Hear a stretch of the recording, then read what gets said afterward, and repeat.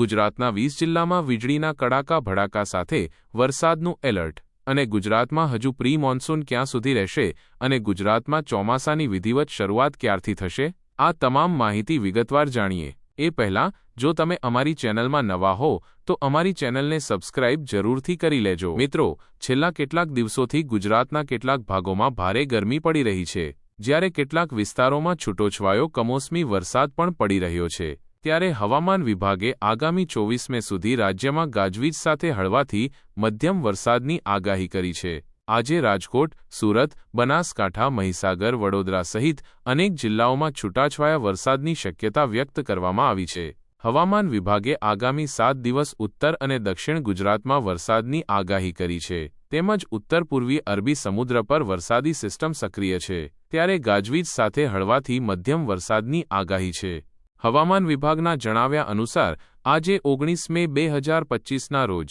રાજકોટ અમરેલી ભાવનગર ગીર સોમનાથ સાબરકાંઠા અરવલ્લી મહીસાગર પંચમહાલ ખેડા આણંદ વડોદરા દાહોદ છોટા ઉદેપુર ભરૂચ નર્મદા સુરત તાપી નવસારી ડાંગ અને વલસાડ જિલ્લામાં અલગ અલગ સ્થળોએ હળવાથી મધ્યમ વરસાદની આગાહી કરવામાં આવી છે અને 20 મેના રોજ રાજકોટ બોટાદ અમરેલી ભાવનગર ગીર સોમનાથ આણંદ ખેડા અરવલ્લી સાબરકાંઠા મહીસાગર પંચમહાલ દાહોદ છોટા ઉદેપુર વડોદરા ભરૂચ નર્મદા સુરત તાપી નવસારી ડાંગ અને વલસાડ જિલ્લામાં હળવાથી મધ્યમ વરસાદની શક્યતા છે તેમજ 21 મેના રોજ વડોદરા ભરૂચ નર્મદા સુરત વલસાડ છોટા ઉદેપુર તાપી નવસારી ડાંગ જિલ્લામાં ગાજવીજ સાથે હળવા વરસાદ થવાની સંભાવના છે 22 23 24 મેના રોજ સુરેન્દ્રનગર બોટાદ રાજકોટ અમરેલી ભાવનગર ગીર સોમનાથ જૂનાગઢ પોરબંદર વડોદરા છોટા ઉદેપુર ભરૂચ